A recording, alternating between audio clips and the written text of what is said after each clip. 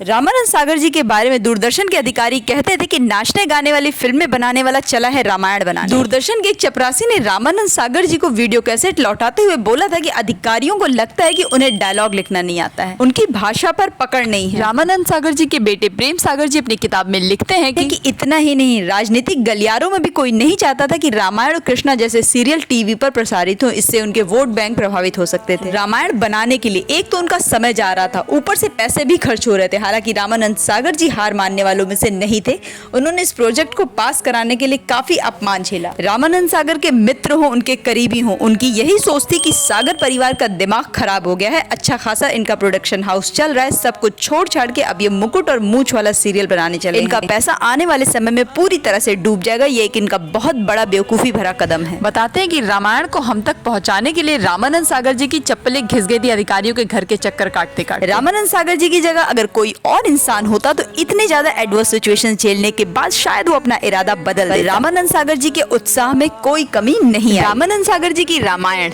आज भी लोगों के दिलों में बसती है। इसके बाद कई लोगों ने रामायण पर कई सीरियल बनाए, पर लेकिन वो उतना ज्यादा लोकप्रिय नहीं हो सका जितना प्यार इसको मिला। दरअसल जब रामानंद सागर जी को रामायण बनाने के लिए फाइनेंसर नहीं मिल रहे थे तो उन्होंने विक्रम बेताल बनाया। इस सीरियल में रामायण के लगभग सभी अहम किरदारों ने भूमिका निभाई थी। फिर भी जब रामायण बनी तो उन्हें इस पौराणिक शो का हिस्सा बनाया गया, जिनमें से कुछ को ये पता भी नहीं था कि रामायण के लिए उनका टेस्ट लिया जा रहा है। विक्रम और बेताल खूब सुपर हिट हुआ।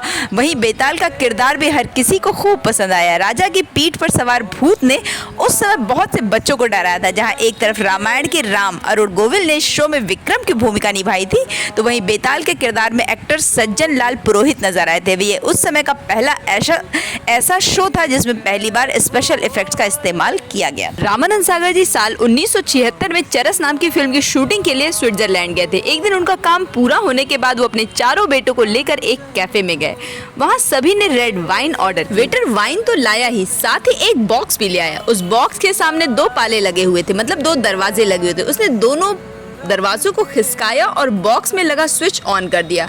यूँ तो भारत में टीवी आ चुका था, लेकिन रामानंद सागर के लिए उस वक्त कलर टीवी देखना नई बात है। रामानंद सागर जी के बेटे प्रेम सागर ने अपने पिता की बायोग्राफी एन एपिक लाइफ में रामानंद सागर जी ने बताया है कि बस यही वो पल था जब रामानंद सागर जी ने फिल्में छोड़कर टीवी की दुनिया में आने का फैसला कर लिया था।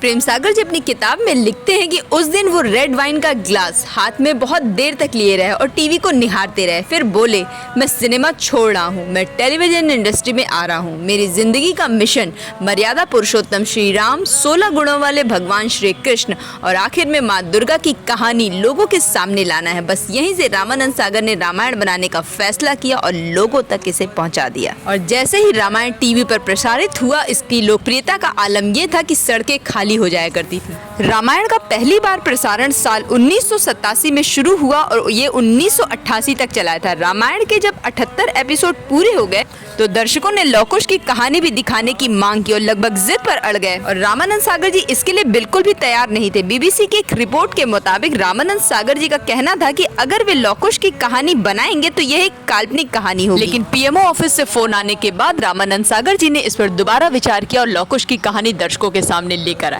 एक इंटरव्यू में रामानंद सागर जी के बेटे प्रेम सागर ने लव कुश कांड पर बने पार्ट का जिक्र किया। उन्होंने बताया कि उनके पिताजी रामानंद सागर राम भक्त थे। जब उन्होंने भगवान राम द्वारा माता सीता का त्याग करने का कारण जाना तो वो उसे मानने से इनकार करने लगे। राम भक्त होने के कारण ये बात उनके गले नहीं उतरी। उन्होंने कहा कि उनके प्रभु श्री राम कभी भी इस कारण से माता सीता का त्याग कर ही नहीं सकते। लेकिन पूरा देश प्रभु श्री राम और माता सीता के वनवास से लौटने के बाद आगे की कहानी जानने को उत्सुक था।